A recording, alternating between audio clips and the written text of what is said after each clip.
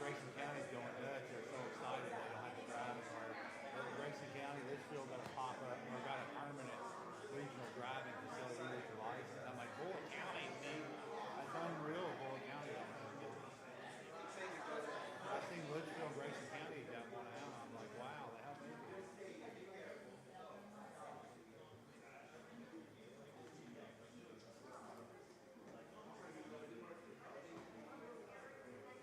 Also see they got awarded a grant for the fairgrounds, so that probably meant we didn't get that awarded. I seen they listed 10 counties. They gave like a yeah.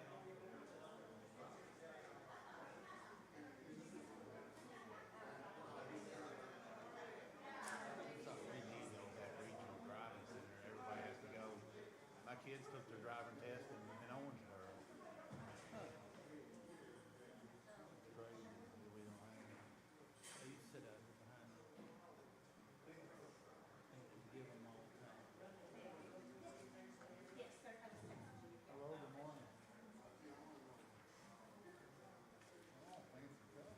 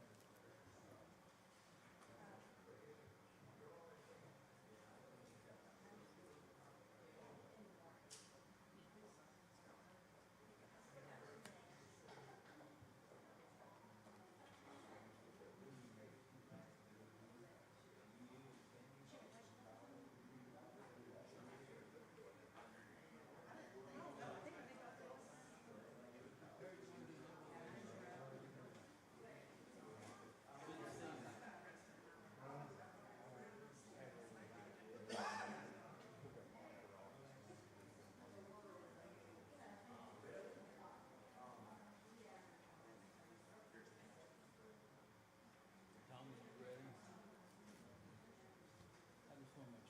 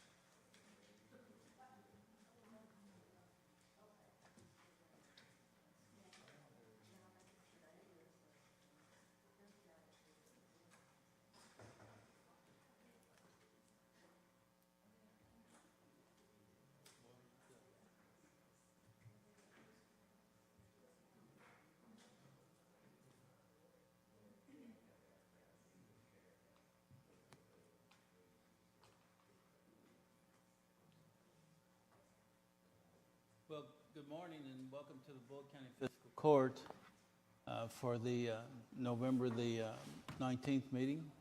It's 9:30 a.m. and Perry Cook, would you mind leading us in the invocation and the pledge, please? If you'll join me in prayer. Father, Lord, it is wonderful to be able to come before you today in this beautiful day and the beautiful community that you've given us. God, I'm so thankful that we live in a country where we were able to just celebrate free elections and we are able to select our leaders. God, I just ask that you bless our leaders, you would watch over them, give them wisdom and discernment as they do the business of governance of the community, and let it all glorify you. Again, we are so thankful for all that you have given us, our leaders here in this community. We are thankful for them, and we're just thankful to be able to be here today. It's in your precious Son's name we pray. Amen. Amen. I Pledge allegiance to the flag of the United States of America and to the republic for which it stands, one nation, under God, indivisible, with liberty and justice for all. Thank you, Perry. At this time, Sam, if you would call the roll to bring the court to order, please. Vera Sanders. Present. Sean Logston. Yes. Karen Johnson. Here. Brian Bleemel. Yes. Judge Summers. Yes. All present. Thank you. Approval of the minutes for the November the 4th, 2024 Bullitt County Fiscal Court meeting. I make a motion that we approve the minutes dated November the 4th, 2024. I second. Got a motion by 2nd District Magistrate Logston, a second by 1st District Magistrate Sanders to approve the Bullitt County Fiscal Court minutes of November 4th as presented. Sam, call the roll, please. Logston. Yes. Johnson. Yes. Bleemel. Yes. Judge Summers. Yes. Sanders. Yes. Motion carried. Thank you. The Treasurer's Transfer Report, Canan. Yes, Judge, and that would be dated for November the 19th of 2024. We were also approved, please. I'll make a motion that we accept the treasurer's transfer report as presented. I got a motion by 3rd District Magistrate Johnson, a second by 4th District Magistrate Bleemel to approve the Treasurer's Transfer Report as presented. Sam, call the roll, please. Johnson. Yes. Bleemel. Yes. Judge Summers. Yes. Sanders. Yes. Logston. Yes. Motion carried. Thank you. Presentation and approval of all bills. I make a motion that we accept the presentation and approval of all bills. Second. Got a motion by 1st District Magistrate Sanders, a second by 2nd District Magistrate Logston to approve the bills as presented. Sam, call the roll, please. Bleemel. Yes. Judge Summers. Yes. Sanders. Yes. Logston. Yes. Johnson. Yes. Motion carried. Thank you. The Treasurer's Report, Canan. Yes, sir, that would be your appropriation condition report, the revenue condition report, an inter-fund cash transfer report, and the financial statement through October the 31st of 2024. I make a motion we approve the treasurer's report. I'll second. Got a motion by 4th District Magistrate Bleemel, a second by 3rd District Magistrate Johnson to approve the Treasurer's Report as presented. Sam, call the roll, please. Judge Summers. Yes. Sanders. Yes. Logston. Yes. Johnson. Yes. Bleemel. Yes. Motion carried. Thank you. We do have quite a list of guest speakers, so to remind all of y'all, please just use your 3 minutes. Martin Whalen on Mount Elmira Road.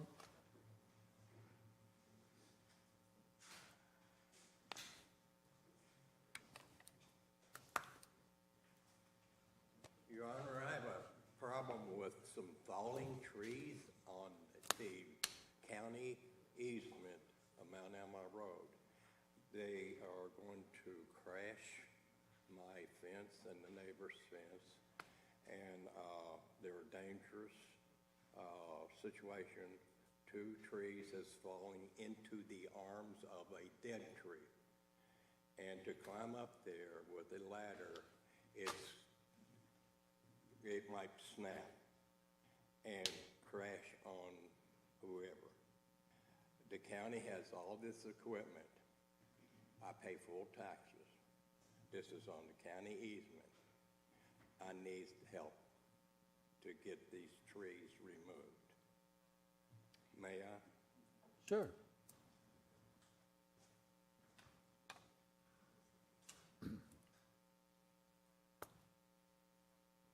The asphalt road, as you can see, there's car lines going over the road at that point. So if the trees are pulled back, then that's the bigger problem. If something was to go wrong, either way, it's a dangerous situation. Yeah, Okay,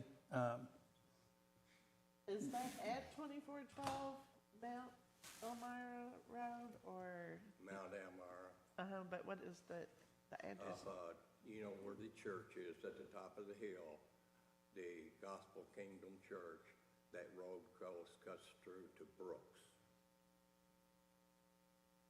It's like 4 miles through that road to Brooks Hill Road sure, from the church. sure. Mr. Welling, since this is in my district, I will come up and take a look at that, and then I will talk with the director of the road department and let him make that decision on what needs to be done. Would that Good. work with you? Yes, pardon? Pardon? I'm having a I problem. said, will that work with you? Yes, it will. Okay. Yes. You have my card? Yes, I do. Just give me a call on Thursday, and I'll get with you on looking at that and talking to our road department. Okay, I greatly appreciate it Okay. very much. Thank you. Thank you. Thanks. Thank you, Martin.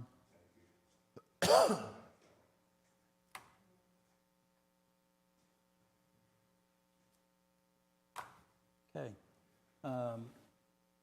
Mark Stout. Mark?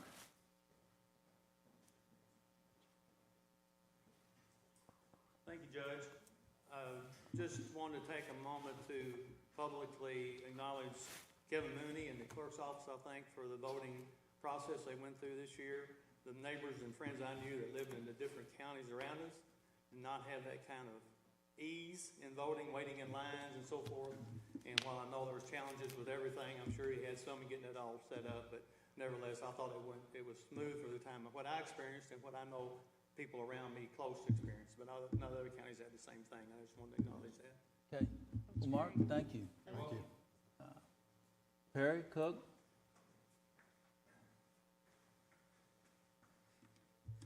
Ladies and gentlemen of the court, I'm Perry Cook from Mark 12 Ministries. I just wanted to give you a quick update as you have awarded $5,000 to the ministry this year. And I want to kind of let you know what we're using that for. This year, from January, our fuel costs have been $4,767. So our program, we move from church to church every night, and the gracious gift of the county has allowed us to offset those costs and to divert those monies that we typically would have spent on fuel for other things. And also just to report our up to Q3 totals from the outreach, what we've been able to do is we've helped 315 households and 785 individuals with over $47,000 worth of material assistance. And that assistance does not count like what we just did with the fire victims that were in the apartment fire, or any of the things that we do for our participants as far as like when they graduate, we furnish their apartments, they get a car if we've had them available. And so year to date, we've given over $53,000 worth of assistance, material and financial to residents of our county. So we just want to kind of give you an update of where we are halfway through your year and at the end of ours. Okay. Thanks so much. Have a blessed day. Perry, thank you. Thank you for the report. Presentations, Windstream. Oh, I'm sorry. I'm sorry. Yeah, Dana Bischoff? No, it's Donna. Donna, sorry.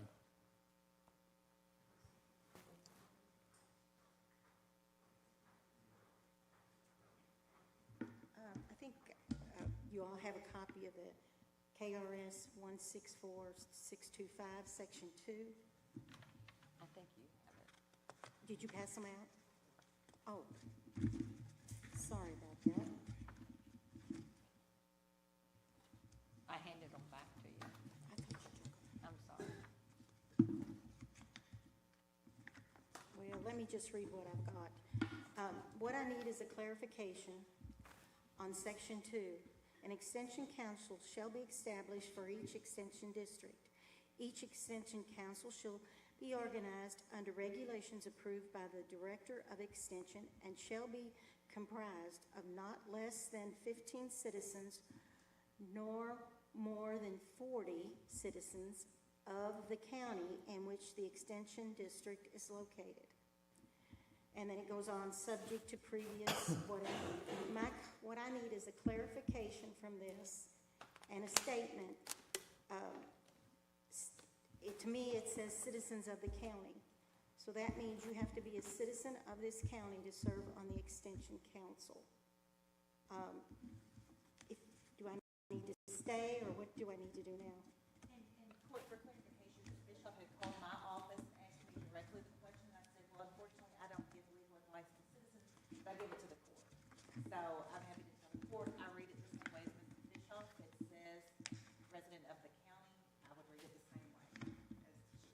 So I don't know what the issue is with the district, but I would imagine that the members of the council would have to be citizens of Bullitt.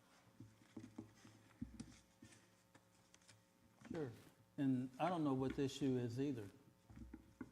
Well, I was at an extension council meeting a month ago, and there was a lady, I have no problem, I just want a clarification, that is from Nelson County, who is now on the extension council.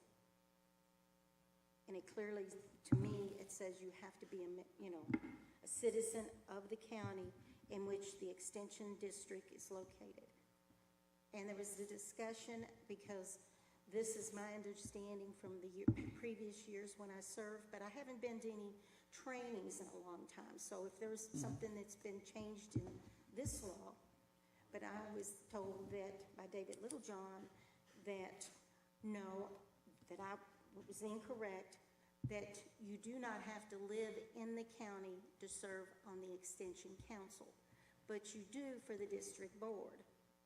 In previous years, by people that was at the office, it was always you had to be on the extension council. So I went back to check to see, I looked at university stuff. I've called several offices, and I could not get anyone to give me a clarification and a statement that this is what the law is saying, that you have to be in the county. So that's what I need, is a clarification to take back and say, this is the interpretation from the district board. The board here. So that's what I need. Okay, so Tammy, I guess my question to you is this. We're talking about, which council are you talking about? The extension council. The extension council. You have your extension council and then your district board. Yes, ma'am, and I understand that. I'm real clear on that. So you're just talking about the council for I sat with you in the last meeting before last. Okay, so we will get some type of clarification on that to help you a little bit and to help Tammy, and because the way that these things are read and broadcasted, there's what I'm going to say a lot of gray area in there as well. So if you just give us till December 3rd, is that fair enough, Tammy, to get an answer from? And so again, just on a plain reading of this statute, it says each extension council shall be comprised of citizens of the county in which the extension district is located. I'm happy to do further research if the court wants me to do that, but a plain reading of this statute says that you have to be a citizen of the county to be on the council. Who puts them on this council? Is it an appointed thing? Is it an elected thing? I'm a little ignorant to the whole reason you're here, to be honest. Well, it's a clarification of the law. Okay. Is what I need. But is there somebody currently, you said from Nelson County, sitting on this council? They are, yes. Were they appointed, or how do you get on the council? Okay. Usually it's people of the county. Anybody can sit on it. They come from the homemakers, 4-H, the ag, there's like another horticulture, and then not humanities, but arts. Okay. And then people at large, the judge sits on them all. So I just want a clarification, because I have recommended to them to have their own attorney. We've had one in the past, but I've called over Frankfurt trying to get information, and I was referred back to the county attorney. And and then she referred me to come to this meeting. Okay. I don't have any problems with the lady. I just want to, I don't even know her. I need a clarification, you know. Is this the KR statute? You have to follow the KR statutes. And since the district doesn't have its own attorney, that's one of those that would fall under, if they ask the county attorney for representational advice, by statute, I have to do that. So Right. again, if a representative of the district contacted me, I could put some, like a legal opinion Sure. together for the district. I just can't give legal advice just to citizens. Well, we're getting ready to appoint two of them to the district board, so be happy to. Citizens. Yeah. No, well, for the district board, yes. Our Do they live in Bullitt County, Jerry? Yeah, oh, yeah, Yeah, the district board is, the judge appoints and. right.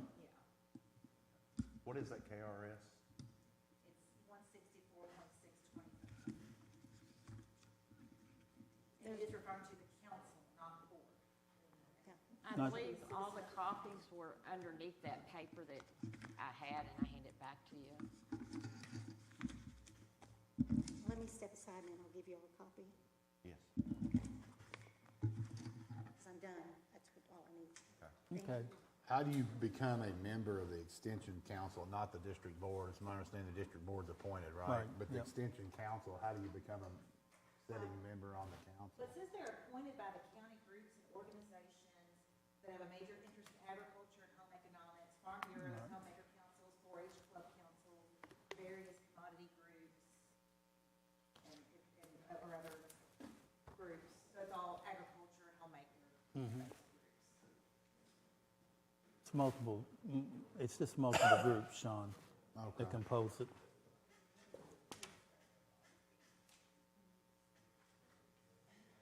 Okay.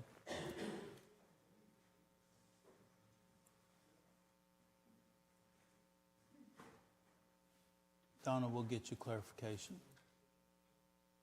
Okay? Did you find it? No. Did you put it back in your folder? It's okay. Robin, wasn't forgetting you. I wasn't forgetting you all. I just,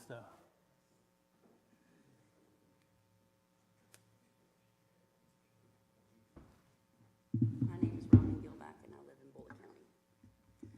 Now, for years, there has been no new map. The last map in Bullitt County that was made was by Melanie Roberts. Maps are not obsolete, just like the Pioneer News is not obsolete. I feel like we need to, for years, while the whole COVID act, it was that Pioneer News was obsolete, that everything was online. This is important to me as a citizen of Bullitt County. I noticed that when we were doing our voting, there was a surveyor slot, and I'm asking if you filled the slot. no. No. So I implore that there be a new map made, at least with the roads, the train tracks, the rivers, the creeks, the rural the cities. Designate the historical sites, the farms, the grave sites, fire departments, police departments, government agencies, hospitals, industrial parks, regular parks, community parks, and on the conservation easements. I would like our ministry to be on the map, our libraries, and our extension offices. I believe there can be a joint and lateral volunteer effort with our community. We can implore the local farmers, the History Museum, local students, government agencies like you, our magistrates, and our attorney, and I'm not sure who you are. The sheriff's department. And nonprofit organizations. Okay. So I just ask that we have a map, and it would help our tourism. Why not? Why can't we see it? And is there any objection to it? No? I think that map that you're holding there was done by either the Chamber of Commerce or Tourism It anyway. was, but Yes. I'm asking for you. So, As a comprehensive plan, we don't have one. It hasn't been done since 2012. And where have we come? We've come to an industrial society of concrete buildings. I've heard ideas, why wouldn't we paint buffalo on the side of the concrete buildings to implore where we came from, our history, the history of our community. We are doing parks, we're adding things to our community, why not? Our children don't know, our grandchildren don't know about where we came from or what we've done in our past. There's a lot of people here that have owned property that have sold to those gray buildings, and they forgot about our past. And if without a map, we can't see. So I just ask you to try.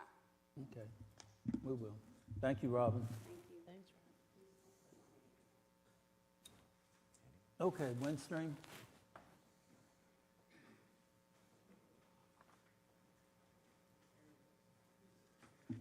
Morning, Judge, and the court. Thank you for this opportunity to be here to speak on the project. To kind of recap, we've made a lot of progress since our last update.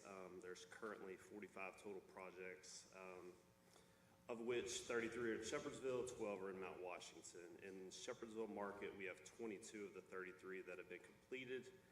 Of those pending right now, 3 are in the placement status, placing the fiber optic cable. 5 are in the splicing status, and 3 are in the construction complete, going through the qualification stages.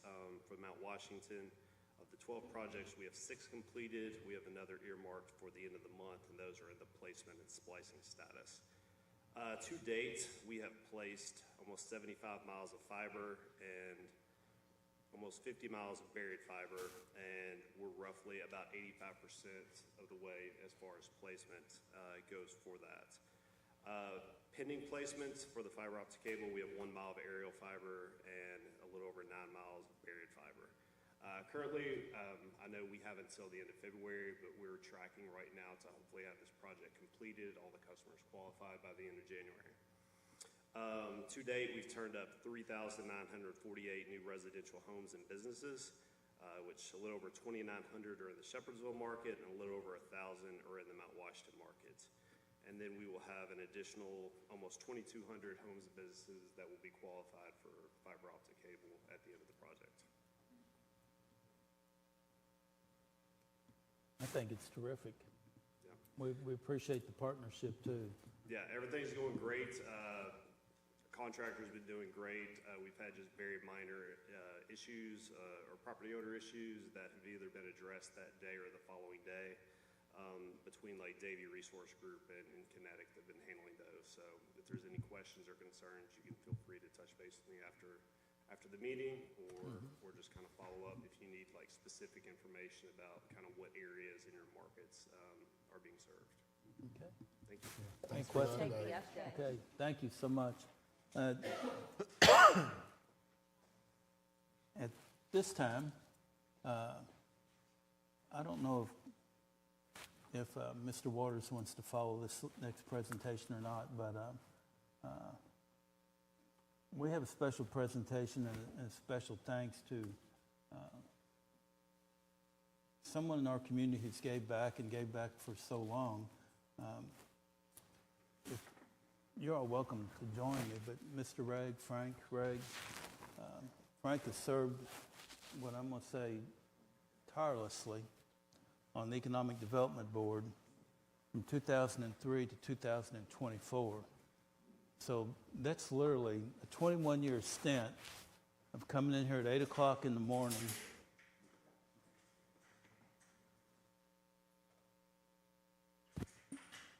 looking at what the future of our community will look like, not only making tough decisions on to be able to be doing incentives for what I'm going to say new opportunities, new businesses to come to our community, and the thousands of jobs that's been brought here, and the development of our community in what I'm going to say in the right way.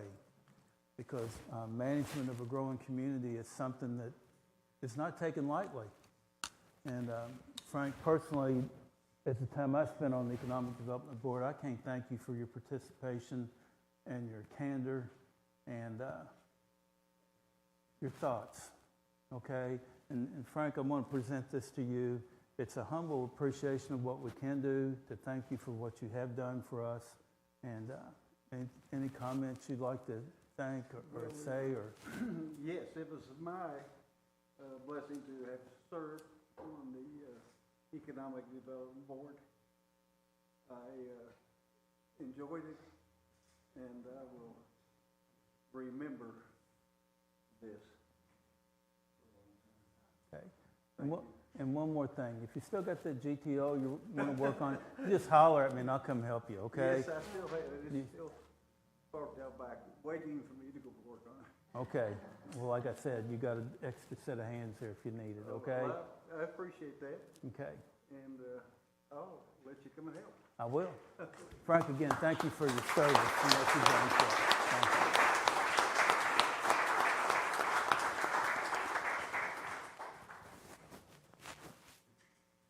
And while we're on that same subject, Danielle Strafford's here, and it's an amendment to our agenda, and I'd like for Danielle to stand up for just a minute. I'm going to make a recommendation. Danielle is a manager over at First Harrison Bank, a recent graduate of Leadership Bullitt County, and I'm going to make the recommendation to the court for Danielle to be appointed to the Bullitt County Economic Development Authority. I'll second that. And I got a second from 2nd District Magistrate Logston. Sam, if you'd call the roll, please. Sanders. Yes. Logston. Yes. Johnson. Yes. Flemel. Yes. Judge Summers. Yes. Motion carried. Danielle, thank you. And remember Frank's legacy. 21 years is a long time, so next time we see you, or I'll be in a box somewhere, I'm sure, but next quarter to see you. Okay. Thank you, Danielle. Okay, Mr. Waters, your experiences in North Carolina, West Virginia, Tennessee.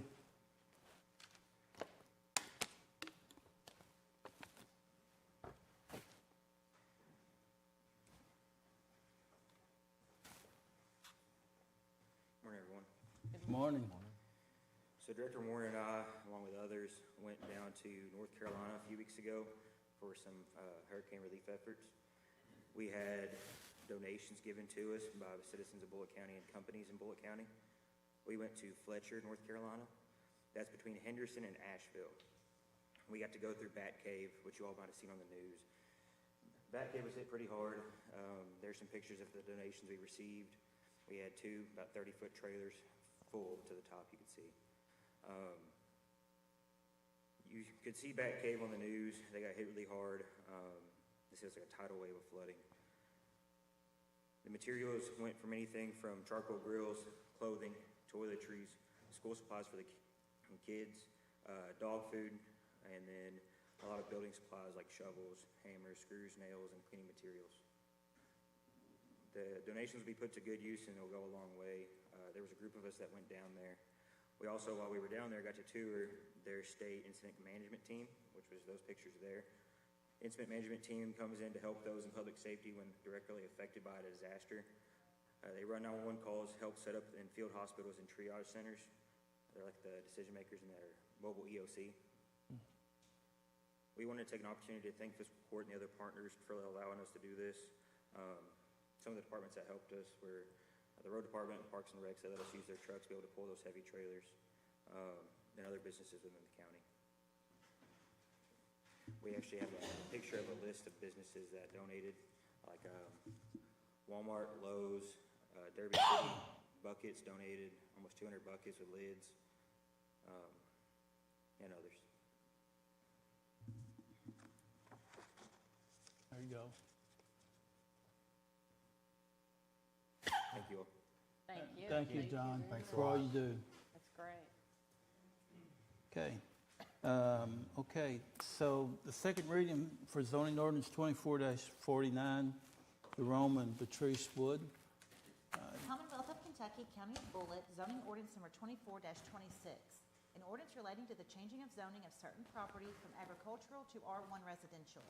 The property in question is 2.24 acres, more or less, located at 6662 Cedar Grove Road, parcel number 065-000-00-110A in an unincorporated area of the county.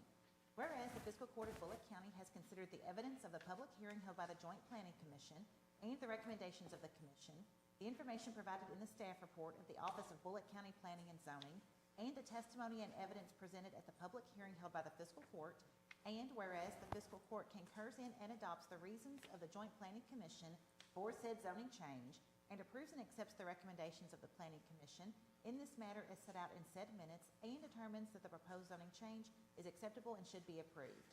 Now therefore be it ordained by the Fiscal Court of County of Bullitt, Commonwealth of Kentucky, Section 1, that the above property located in the unincorporated area of Bullitt County, and more particularly described in the minutes and records of the Planning Commission in docket number 2024Z-49, is hereby changed from agricultural to R1 residential. Section 2, this ordinance shall take effect upon passage and publication as required by law. Section 3, should any section, provision, or part of this ordinance be declared unconstitutional or invalid for any reason by a court of competent jurisdiction, then the remainder of this ordinance shall not be affected and shall remain in full force and effect. Section 4, all ordinances and resolutions to the extent they are inconsistent herewith are hereby repealed. Given first reading and public hearing at a regular meeting of the Bullitt County Fiscal Court on the 4th day of November 2024, given second reading at a regular meeting of the Bullitt County Fiscal Court on the 19th day of November 2024. Thank you, Tammy. I make a motion that we accept the Planning and Zoning's recommendation for zoning ordinance 2449, Jerome and Beatrice. I second. I have a motion by 4th District Magistrate Blemel, a second by 1st District Magistrate Sanders to accept the Planning and Zoning Board's recommendation for zoning ordinance 24-49, Jerome and Beatrice Wood. Sam, call the roll, please. Logston? Yes. Johnson? Yes. Leamel? Yes. Judge Summers? Yes. Sanders? Yes. Motion carried. Thank you.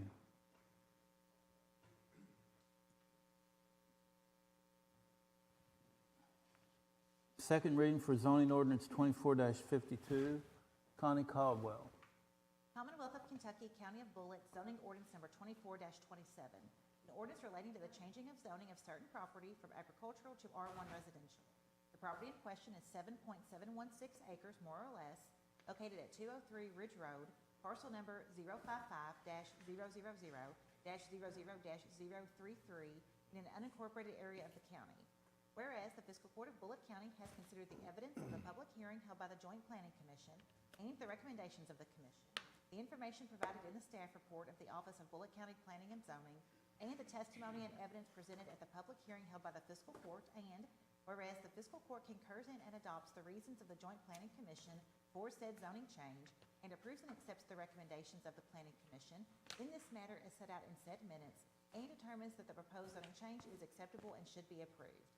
Now therefore be it ordained by the Fiscal Court of County of Bullitt, Commonwealth of Kentucky, Section 1, that the above property located in the unincorporated area of Bullitt County, and more particularly described in the minutes and records of the Planning Commission in docket number 2024Z-52, is hereby changed from agricultural to R1 residential. Section 2, this ordinance shall take effect upon passage and publication as required by law. Section 3, should any section, provision, or part of this ordinance be declared unconstitutional or invalid for any reason by court of competent jurisdiction, then the remainder of this ordinance shall not be affected and shall remain in full force and effect.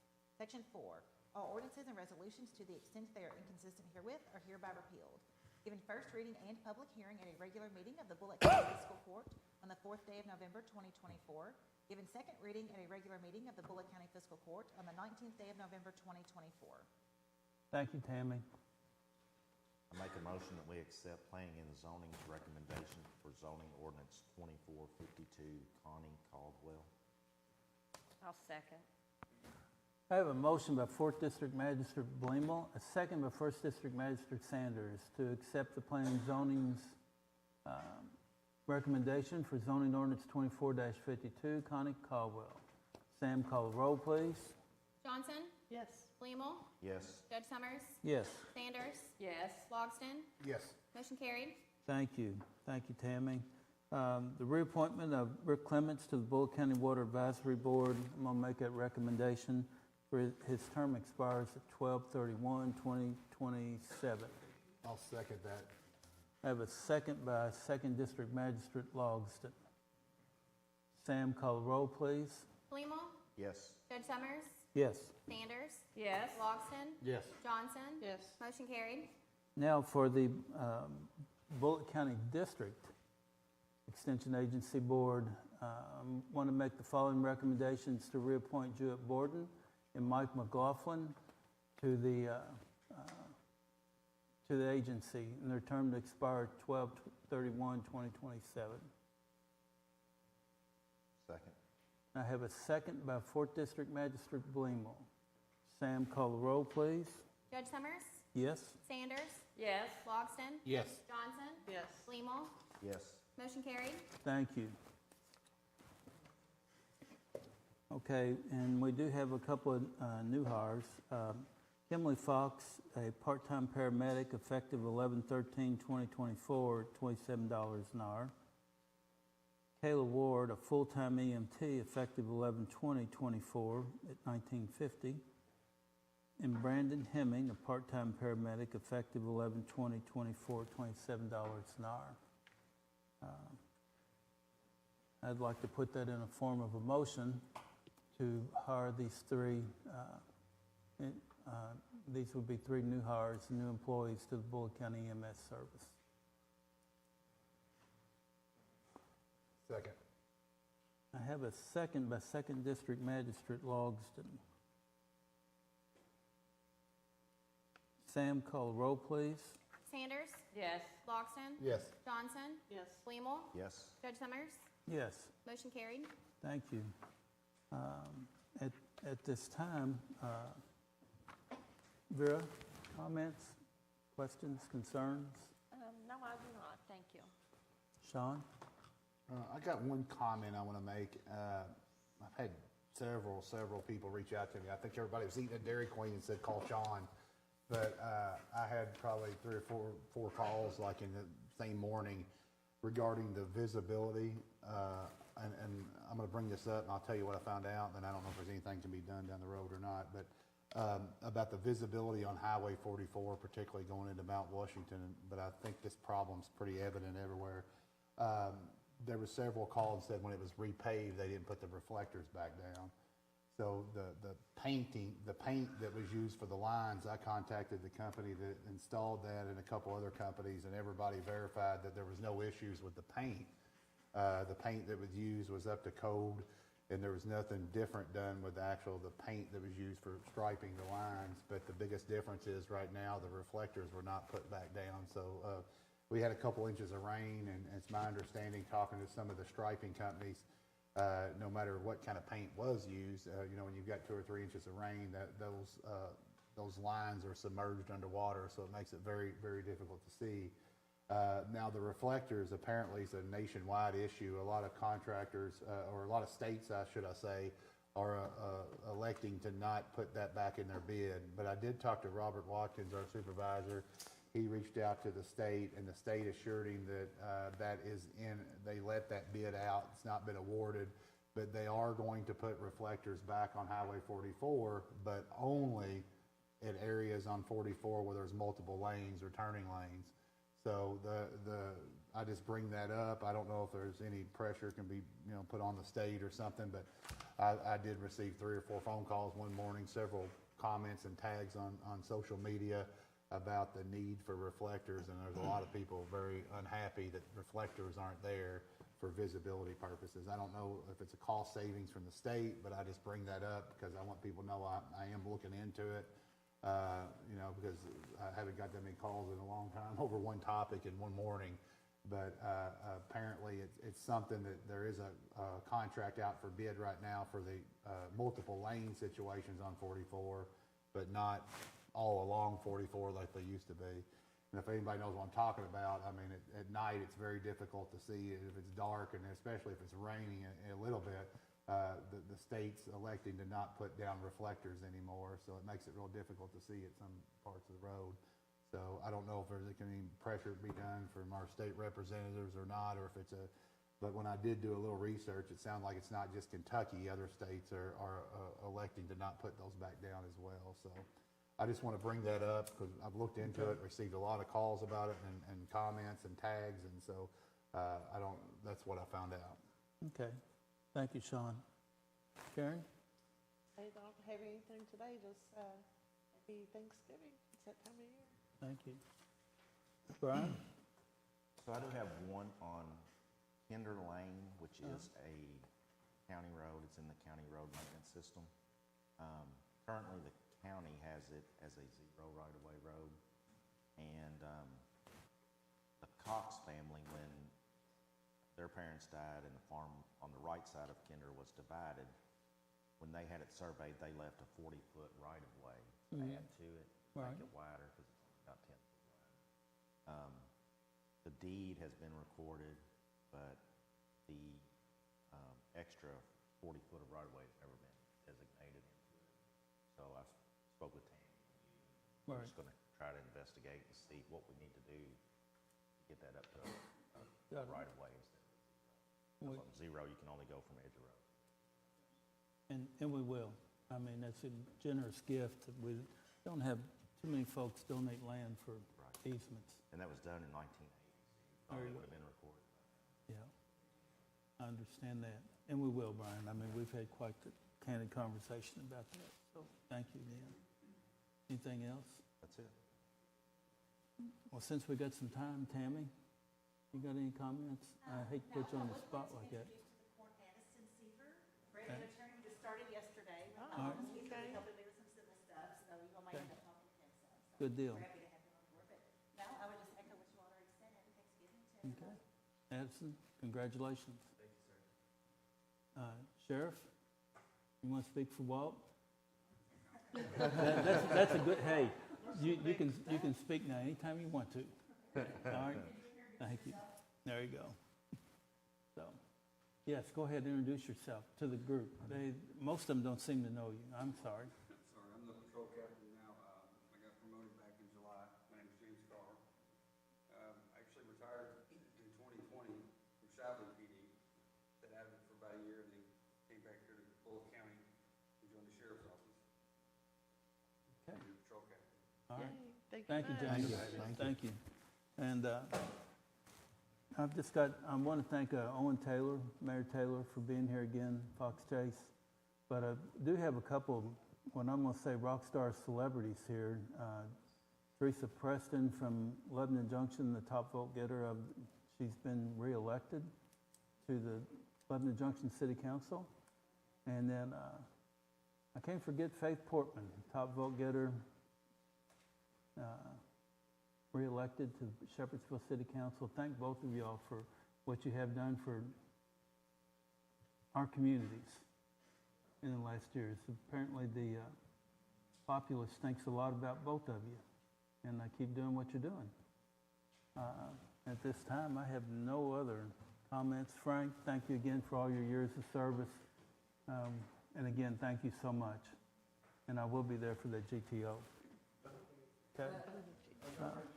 All right, you got it. At this time, I need a motion. I'll make a motion. It's 10:15, and it's time to adjourn. Thank you. Second.